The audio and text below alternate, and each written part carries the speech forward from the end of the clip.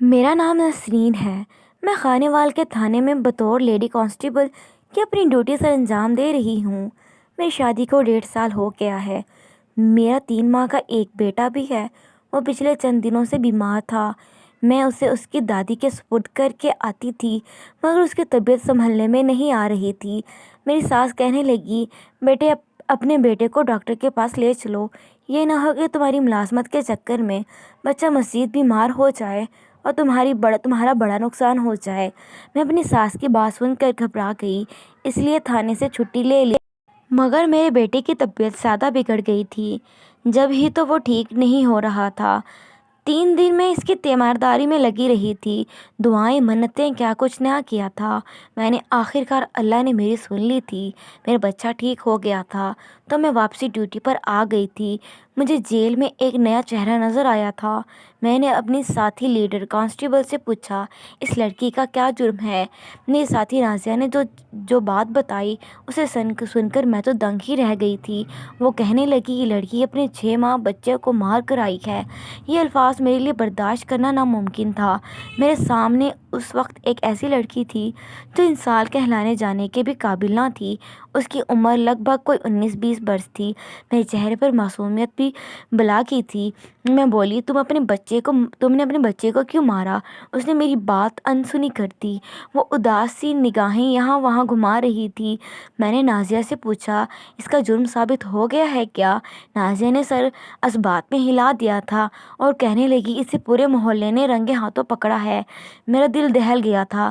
تب میں نے خود سے عہد کیا تھا، میں اس لڑکی کو سزا دلوا کر رہوں گی۔ مجھے اپنے بیٹے سے بہت انتہا محبت تھی۔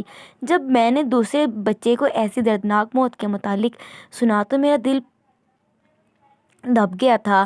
بار بار اپنے بچے کی شکل میری آنکھوں کے سامنے آ جاتی تھی۔ خیر، میں نے محسوس کیا تھا کہ جیل میں باقی قیدی عورتوں کا بھی حمیرہ کے ساتھ رویہ اچھا نہ تھا۔ سب عورتیں ہی اسے برا بھلا کہتی تھی، اس پر انگلی اٹھاتی تھی، مگر وہ چپ چاپ رہتی تھی۔ مجھے لگا تھا کہ وہ زیادہ دن تک یہ سب برداشت نہیں کر پائے گی، وہ ایک نہ ایک دن پھٹ پڑے گی۔ مگر 2 ہفتے گزر جانے کے بعد اس کے منہ سے کسی نے کوئی بات نہ سنی۔ وہ کھانا بھی نہیں کھاتی تھی، بس خالی خالی دیواروں کو تکتی رہتی تھی۔ ایک دن حمیرہ اس کا شوہر ملنے آیا۔ حمیرہ نے اپنے بچے کو بڑی بے رحمی سے قتل کیا تھا۔ اس کی وجہ یہی خیال کیا جا رہا تھا، ہو سکتا ہے حمیرہ کا شوہر اس سے بدلہ لینے کی کوشش کرے۔ جب ان دونوں کی ملاقات کے دوران مجھے نگرانی کے لیے کھڑا کیا گیا تھا، میں نے حمیرہ کے شوہر کو دیکھا تو حیران رہ گئی تھی۔ وہ ایک خوبرو نوجوان تھا، شکل سے پڑھا لکھا اور سلجھا ہوا لگ رہا تھا۔ وہ کہنے لگا، حمیرہ، تم نے ہمارے بچے کے ساتھ کتنا ظلم کیا ہے۔ تمہیں ایسا نہیں کرنا چاہیے تھا۔ میں مانتا ہوں کہ تمہیں مجھ سے نفرت تھی، مگر تم نے اس بچے کو جان سے کیوں مارا؟ میرے کانوں میں اس کی کلکاریاں گونجتی رہتی ہیں۔ میں تڑپتا رہتا ہوں۔ ایک لمحے کے لیے بھی میری آنکھوں کے سامنے احمد کی شکل نہیں ہٹتی۔ مجھے وہ بہت یاد آتا ہے۔ حمیرہ، تم نے یہ سب کیوں کر دیا؟ اگر اسے نہ پالنا چاہتی تھی، اسے جان چھڑوانا چاہتی تھی، تم اسے میرے سپرد کر کے چلی جاتی، میں اف تک نہ کرتا، مگر تم نے میرے بچے کی جان کیوں لی؟ حمیرہ کا شوہر پھوٹ پھوٹ کر رو رہا تھا، جبکہ حمیرہ بالکل بت بنی بیٹھی ہوئی تھی۔ یہ منظر دیکھ کر میرا دل کٹنے لگا۔ پھر اس کا شوہر بولا، میں جانتا ہوں تم محلے کا کاشف کو پسند کرتی ہو، اس وجہ سے تم نے اپنے بچے کو مارا تاکہ میں پھر تمہیں طلاق دے دوں اور تم اس سے شادی کر لو، مگر تمہیں یہ علم کہاں تھا کہ وہ تمہیں پھر بھی نہیں مل پائے گا، تو تم جیل کی سلاخوں کے پیچھے آ جاؤ گے۔ اب مجھے بتاؤ میں کیا کروں، میں کہاں جاؤں؟ تم نے تو اپنے عشق کے آگے ہمارا ہنستا گھر اجاڑ کر رکھ دیا، تم نے میرا بچہ مار دیا اور تم اب جیل میں بیٹھی ہو، مجھ سے تو میرا بچہ اور بیوی دونوں ہی چھین گئے۔ میں تنہا رہ گیا، میرا دل بہت اداس رہتا ہے۔ حمیرہ اب بھی کچھ بھی نہیں بولی تھی، جبکہ اس کا شوہر ایسے ہی اداس باتیں کر رہا تھا۔ پھر 1 گھنٹے کے بعد اٹھ کر چلا گیا تھا۔ تب مجھے یہ ساری کہانی سمجھ آئی تھی۔ ایک ماں کی آنکھوں پر محلے کے لڑکے کی عشق کی پٹی بندھ گئی تھی، جس کی وجہ سے وہ اپنے بچے کی جان لے گئی تھی۔ اسے اپنے بچے پر ذرا بھی ترس نہیں آیا تھا۔ مجھے حمیرہ سے مزید نفرت ہونے لگی تھی۔ میں نے سوچا کہ میں جیل میں قیدی عورتوں میں اس کے ساتھ سلوک کرتی ہوں، وہ بالکل درست ہی کیا کرتی ہیں، اسی سبب کے مستحق ہیں۔ اگر جیل میں کسی قسم کی بدنظمی ہو تو اس کا روکا جائے، قیدیوں کو آپس میں لڑنے نہ دیا جائے، لیکن اب میں حمیرہ کے معاملے میں بالکل سرد ہو گئی تھی۔ دفعہ میرے ہی سامنے حمیرہ کے ساتھ قیدی عورتیں لڑنے لگی تھیں، مگر میں نے انہیں روکنے کی کوشش نہیں کی تھی۔ ایک دو عورتوں نے تو حمیرہ کی درگت بھی بنا دی تھی، مگر میں دیکھتی رہی، اندیکھی کر کے کھڑی رہتی تھی۔ یہ سب دیکھ کر مجھے سکون ملا تھا۔ خیر کافی دن گزر گئے تھے، حمیرہ ابھی تک بالکل چپ چاپ رہتی تھی۔ ایک دن حمیرہ کی ملاقات کے لیے کوئی آیا، میں بڑی حیران ہوئی، اب اس سے ملنے کون آیا ہے، کیونکہ اس قید میں 1 ماہ ہو گیا، صرف ایک بار اس کا شوہر آیا تھا، اس کے بعد کوئی بھی اس سے ملنے نہیں آیا تھا۔ تو مجھے پتا چلا کہ آج حمیرہ کی ماں اس سے ملنے آئی ہے۔ میں یہ سوچنے لگی کہ آج سے پہلے اس کی ماں کہاں تھی، وہ اپنی بیٹی سے ملنے کیوں نہ آئی۔ خیر حمیرہ کی والدہ اپنی بیٹی سے ملاقات کر کے واپس جانے لگی تو مجھے دیکھ کر رک گئی، کہنے لگی میری بیٹی کا خیال رکھا کرو، وہ بہت معصوم ہے، اس کے ساتھ بڑی زیادتی ہوئی ہے، اب جیل میں قیدی عورتیں بھی اسے مارتی ہیں، اس بیچاری کی تو کوئی زندگی تباہ ہو گئی، تو میری بچی کی حفاظت کر کے اس سے دعائیں لیا کرو۔ میں ماتھے پر بل ڈال کر بولی، اگر تیری بچی اتنی ہی معصوم ہوتی تو اپنے بیٹے کو نہ مارتی اپنے عاشق کے پیچھے۔ یہ بات سن کر حمیرہ کی آنکھوں میں بھی آنسو آ گئے تھے۔ وہ کہنے لگی اتنا بڑا الزام، وہ بھی میری بیٹی پر، اس کا کوئی عاشق نہیں ہے، اس کے شوہر نے ہی اپنے بیٹے کو مارا ہے۔ میں نے نفی میں سر ہلا دیا تھا اور بولی اتنی پہچان تو مجھے انسان کی ہے ہی، اس نے اپنے بیٹی کو ہی مارا تھا، یہی عورت قصوروار ہے۔ تو حمیرہ کی امی کہنے لگی کہ میں اپنی بیٹی کے لیے عدالت میں جاؤں گی اور باعزت بری ہو جائے گی، مجھے امید ہے کہ عدالت کی طرف سے اسے انصاف مل جائے گا، پھر مجھے بتاؤ تم کیا کرو گی۔ میری بے بسی بچی تک تھی یہاں کہ اس کی حفاظت کرو، میں تمہیں جھولیاں بھر بھر کے دعا دوں گی۔ میں بولی بی بی جی اپنا بیٹی کو چھڑوانے کی کوشش نہ کرو، یہ بری ہو گئی ہے، تم یقیناً اس کی شادی آگے کر دو گی، وہاں بچے پیدا ہوں گے تو پھر یہ ان کو بھی مار دے گی، سارا گناہ تمہارے سر پر ہی چڑھے گا۔ تم مجھے بتاؤ جب اللہ قیامت والے دن تم سے پوچھے گا تم کیا جواب دو گی۔ حمیرہ کی امی نے مجھے شکوہ کرنا نظروں سے دیکھا اور بولی تم خدا نہیں ہو، تم ایک لیڈی کانسٹیبل ہو، جو تمہاری ڈیوٹی ہے اسے ہی اچھے سے نبھا لو، تم اپنی ذاتی دشمنیوں کے تحت کیوں کسی کے ساتھ برا برتاؤ کر رہی ہو۔ اتنا کہہ کر وہ چلی گئی تھی، جبکہ مجھے گہری سوچ میں مبتلا کر گئی تھی کہ اس کی بات تو سچ ہی تھی، مجھے اپنی ڈیوٹی سر انجام دینا چاہیے تھی، مجھے کسی قیدی سے ذاتی بغض نہیں رکھنا چاہیے تھا، اور پھر اس کی امی سچ کہہ رہی تھی، تو پھر میں کیا کروں گی۔ میرے دل میں حمیرہ کے لیے سافٹ کارنر پیدا ہو گیا تھا کہ اب تو حمیرہ سچ میں بے قصور ہو، اب اگر کوئی قیدی حمیرہ کے ساتھ بدتمیزی کرتی تو میں فوراً اسے روک دیا کرتی تھی اور یہی کہتی تھی کہ اس کے ساتھ ایسا سلوک نہ کرو۔ حمیرہ ہر وقت اداس سی پریشان سی رہتی تھی، شاید اسے اپنے بچے کے جان لینے کا ملال اب ہو رہا تھا۔ پھر چند دن گزرے اور ایک لڑکا حمیرہ سے ملنے آیا تھا۔ میں نے پوچھا تمہارا نام کیا ہے، تو وہ کہنے لگا کاشف ہوں۔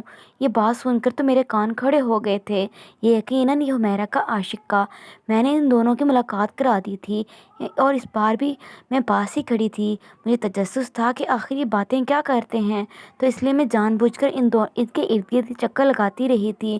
کاشف بار بار یہی کہہ رہا تھا حمیرہ تم نے اپنے بچے کی جان لے کر اچھا نہیں کیا، تک تم مجھے پسند کرتی تھی تو ٹھیک ہے، مجھے تم بھی اچھی لگتی تھی، مگر اس کا مطلب تو یہ نہیں تھا تم اپنے بچے کی جان ہی لے لیتی، تم اپنے شوہر سے طلاق بھی تو لے سکتی تھی نا، اب اگر تم جیل میں چھوٹ کر بھی گئی تو میں تمہیں اپناؤں گا نہیں۔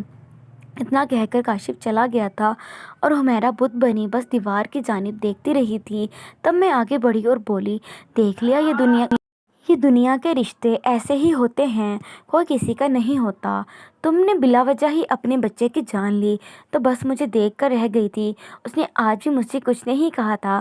اب میں حمیرہ کی طرف دیکھ کر کہانی جاننا چاہتی تھی، مجھے شوق ہونا لگا تھا کہ آخر میں حمیرہ سے پوچھوں کہ اس کے دل میں کیا آیا تھا جو اس نے اپنے بچے کی جان لے لی، کہ کاشف محبت کا کیا ممتا سے بڑی ہو گئی تھی تو اپنے بچے کے بغیر رہ سکتی تھی، تو پھر اس کے اندر اتنا حوصلہ کہاں سے آ گیا تھا۔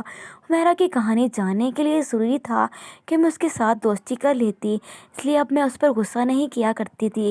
उसे ताकीद किया करती थी कि खाना खा लो, क्योंकि खाना फ़कत ज़िंदा रहने के लिए खा रही थी। वो हड्डियों की ढांचा बन चुकी थी। दिन भर 4-5 निवाले, उससे बढ़कर वो कुछ नहीं खाती थी। मैं उसे यही कहती थी कि अगर तुम बेकसूर हुई तो तुम इस जेल से सलाखों के पीछे ही जाओगी। दुनिया वालों को तुम ये नहीं बता पाओगी कि तुम कसूरवार थी। वो ये सब जान सुनती रहती थी। एक दिन फिर पट पड़ी थी। वो कहने लगी, मैं ज़िंदा रहना चाहती हूँ, मैं लानत भेजती हूँ ऐसी ज़िंदगी पर, मैं मरना चाहती हूँ, मुझे दुनिया अच्छी नहीं लगती। तो मुझे अफसोस हुआ था कि हुमैरा के खामोश रहने के पीछे यही वजह थी कि वो डिप्रेशन का शिकार हो चुकी थी।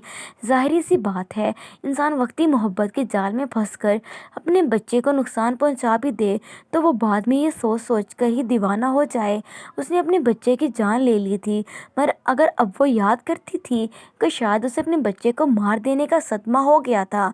वो मरना चाहती थी, वो ज़िंदा नहीं रहना चाहती थी।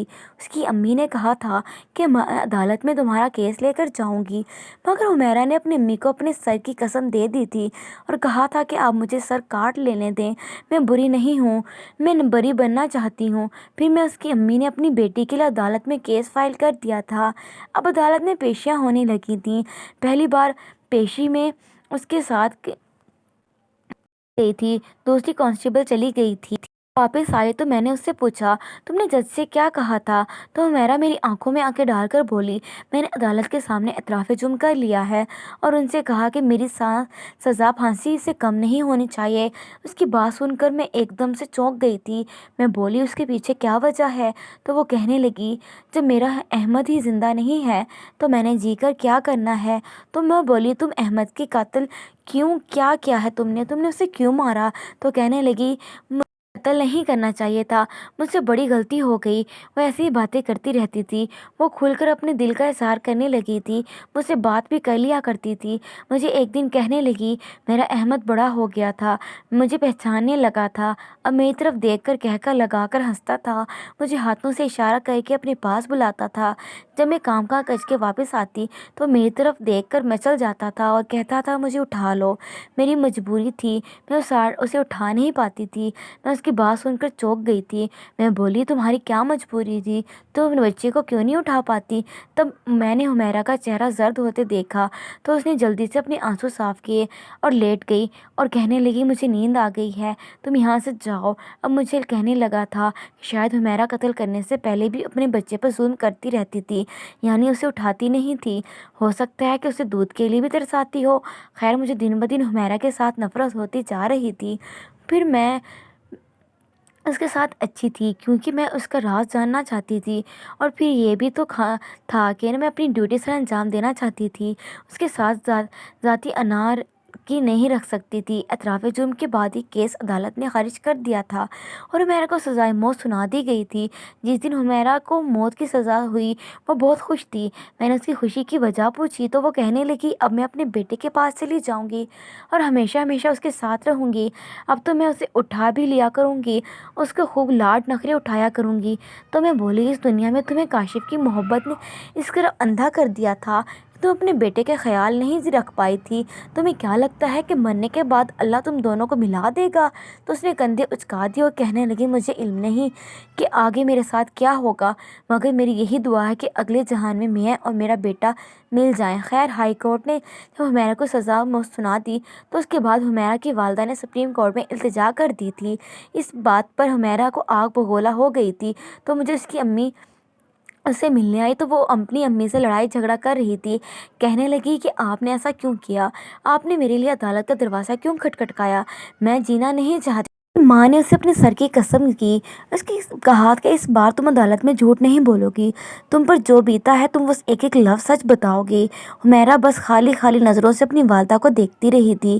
खैर, कुछ दिनों बाद सुप्रीम कोर्ट में पेशी थी। इस बार हुमैरा के साथ मेरी ड्यूटी लगी थी। मैं और चंद दूसरी लीडर بلز حمیرہ کو لے کر عدالت پہنچ گئی تھی۔ سپریم کورٹ کے جج نے حمیرہ کو دیکھا تو پورا نام پریشانی سے بولا۔ حمیرہ ابھی بھی یہی کہہ کر رہی تھی کہ اس نے یہ جرم کیا ہے۔ جج نے حمیرہ کا میڈیکل کرانے کی تجویز پیش کی تھی۔ اس نے کہا کہ حمیرہ کے میڈیکل کی رپورٹس مجھے چاہیے۔ عدالت اگلی تاریخ تک ملتوی ہو چکی تھی۔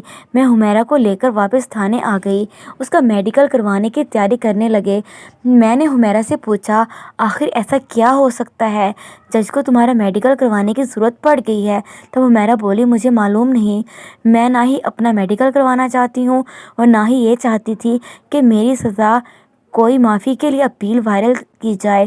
میں مرنا چاہتی ہوں، مجھے جینا اچھا نہیں لگتا۔ بولی، تم زندگی سے اس قدر مایوس کیوں ہو چکی ہو؟ مجھے کچھ تو بتاؤ۔ حمیرہ کہنے لگی کہ میں نے اپنی زندگی میں بڑی سختیاں دیکھی ہیں، میں نے بہت کچھ سہا ہے، اس لیے میں مرنا چاہتی ہوں۔ میں نے کہا کہ ہمارے تھانے میں کئی ایسے کیسز آتے ہیں جس میں قاتل بھی اپنی سزا معافی کے لیے تڑپ رہا ہوتا ہے، وہ چاہتا ہے کہ اسے معافی مل جائے، اسے ایک موقع دے دیا جائے، پھر تم کیوں نہیں چاہتی؟ تو وہ رونے لگی، بولی، میری عمر ابھی کم ہے، میں یہاں سے چھوٹ کر گئی تو شاید میرے والدین میری پھر سے شادی کر دیں، مگر میں شادی نہیں کرنا چاہتی، مجھے مرد ساتھ سے شدید نفرت ہے۔ میں بولی، اچھا ایسا کیوں ہے؟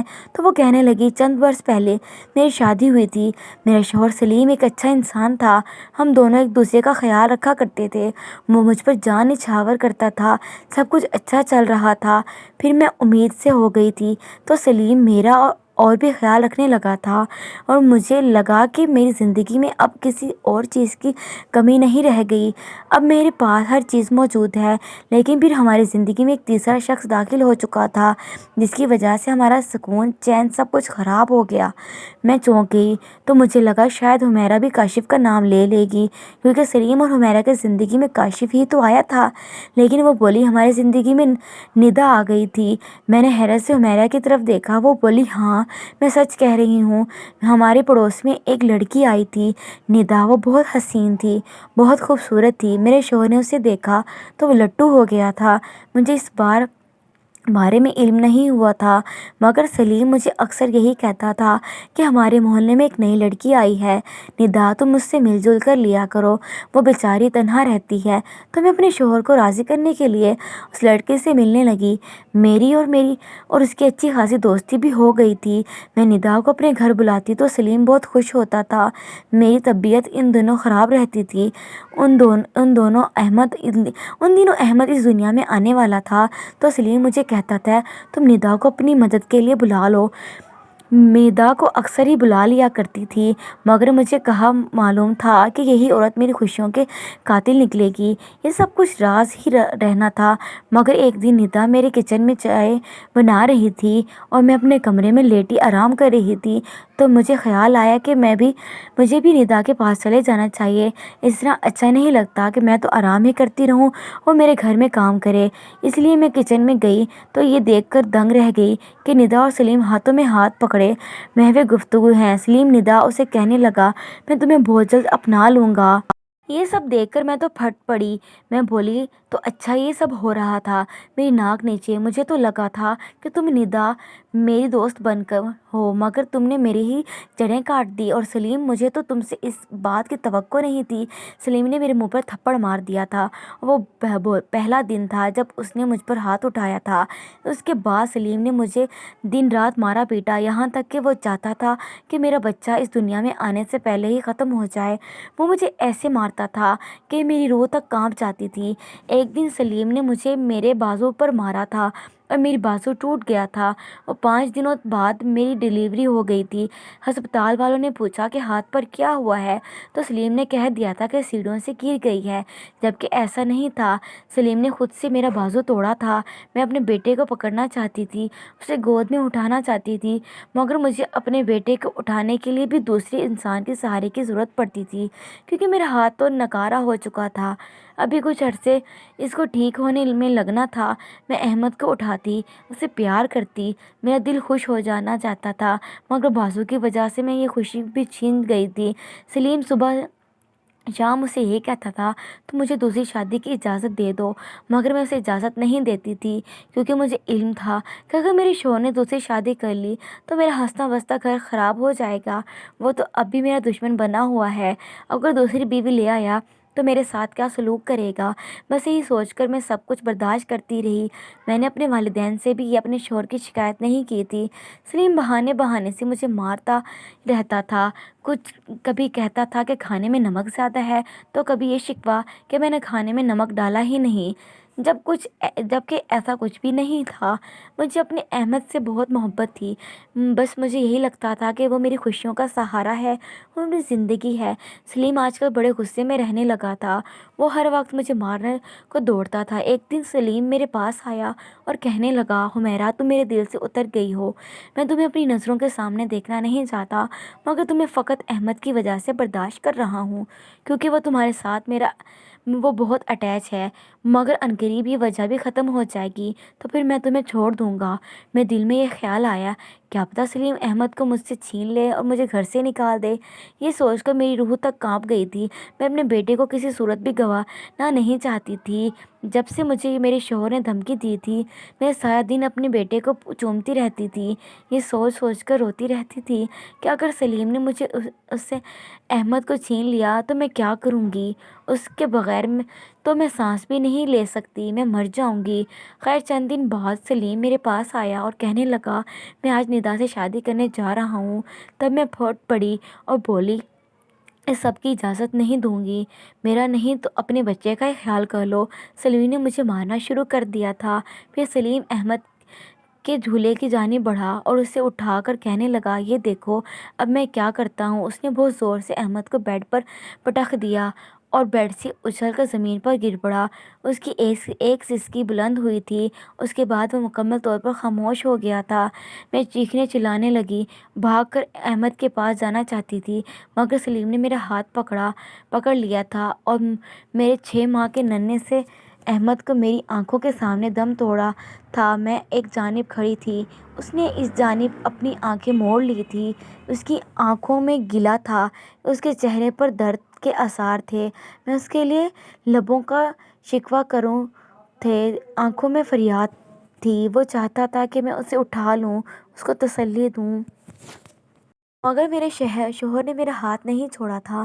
میں چلاتی رہی، روتی رہی، مجھے جانے دو، میں اپنے بیٹے کو پکڑنا چاہتی ہوں۔ احمد کے لب سکڑتے جا رہے تھے۔ سلیم نے شور مچانا شروع کر دیا کہ لوگو ادھر آؤ، دیکھو میری بیوی نے کیا کیا ہے، میری بیوی نے اکلوتے بیٹے کو مار دیا ہے۔ محلے والے لوگ اکٹھے ہو چکے تھے۔ ایک طرف احمد کی لاش پڑی تھی، دوسری طرف میرے شوہر نے مجھ پر الزام لگا دیا تھا۔ میں اپنے بیٹے کو قتل کرنے کے بعد اپنے شوہر کی بھی جان لینا چاہتی ہوں، کیونکہ میں نے محلے کے لڑکے کاشف کے ساتھ عشق لڑایا ہوا ہے، جبکہ حقیقت یہ ہے میں تو یہ بھی نہیں جانتی تھی کہ کاشف ہے کون۔ اور پھر میرے شوہر نے جیل میں آ کر بھی ڈرامہ کیا اور کاشف کو بھی بھیج دیا۔ یہ بات کنفرم ہو جائے کہ میرا اس کے ساتھ معاشقہ ہے، وہ پتہ نہیں کیا باتیں کر رہا تھا۔ خیر جب لوگوں نے یہ منظر دیکھا تو پولیس کو فون کر کے گھر بلا لیا۔ پولیس مجھے پکڑ کر لے گئی تھی۔ میں ابھی تک صدمے سے دوچار ہوں، مجھے راتوں کو نیند نہیں آتی۔ یہ کیسے ممکن ہے، میرا چھوٹا سا بچہ میری آنکھوں کے سامنے مر گیا، اس کے لیے کچھ نہیں کر سکی، اسے گود میں بھی نہیں اٹھا سکی، اس کی آنکھوں میں التجا ہی رہی کہ میں اسے اپنے گلے سے لگا لوں تاکہ اس کا درد کم ہو جائے۔ یہ غم میرے لیے بہت بڑا تھا۔ مجھے اپنا بیٹا بہت یاد آتا ہے۔ حمیرہ رونے لگی تھی۔ میں نے اس سے کہا، صبر کرو، میں نے اسے دلاسا دیا، مگر مجھے علم نہ تھا کہ حمیرہ سچ کیا تھا یا من گھڑت کہانی سنا دی تھی۔ خیر پھر حمیرہ کی پیشی کا دن آ گیا تھا۔ حمیرہ کو عدالت میں پیش کیا تو جج نے رپورٹ دیکھی تو کہنے لگا، آپ کا ہاتھ کیسے ٹوٹا تھا؟ تب حمیرہ پھوٹ پھوٹ کر رونے لگی تھی۔ اسے ساری داستان سنا دی۔ میڈیکل رپورٹ میں یہ ثابت ہو چکا تھا کہ حمیرہ پر بڑے لمبے عرصے تک تشدد ہوتا آیا تھا، اس کے جسم کی کئی ہڈیاں ٹوٹ گئی تھیں، اس کے جسم پر زخموں کے نشان تھے، مگر وہ یہ سب کچھ چھپا کر بیٹھی ہوئی تھی۔ وہ مرنا چاہتی تھی، اس کا بیٹا اس سے بچھڑ گیا تھا، حمیرہ کو ہی قصوروار سمجھ رہی تھی، مگر وہ بیچاری تو بے قصور نکلی تھی۔ اب اپنے رویے پر افسوس ہو رہا تھا۔ خیر چند اور مزید عدالتی کارروائیاں ہوئیں۔ اس کے بعد عدالت نے یہ فیصلہ کیا کہ حمیرہ بے قصور ہے، اسے باعزت بری کر دیا گیا۔ اب وہ سلاخوں سے نکل کر اپنے گھر جا چکی تھی، جبکہ سلیم کو پولیس نے پکڑ لیا تھا۔ اسے سزائے موت سنا دی گئی تھی۔ حمیرہ اب بھی اپنے بچوں کو یاد کر کے روتی رہی۔